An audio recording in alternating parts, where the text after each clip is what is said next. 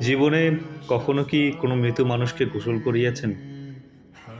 সুযোগ পেলে মৃতদের গোসল করাবেন।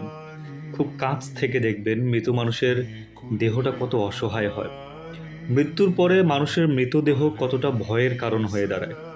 সুযোগ পেলে রাতে লাশ পাহারা দিবেন। তখন বুঝতে পারবেন মৃত্যুর পরের প্রিয় মানুষটার লাশ রাতের বেলা আপনার কাছে কত অদ্ভুত লাগে, কত ভয়ের কারণ হয়ে ওঠে, কত আতঙ্কের কারণ হয়ে যায়।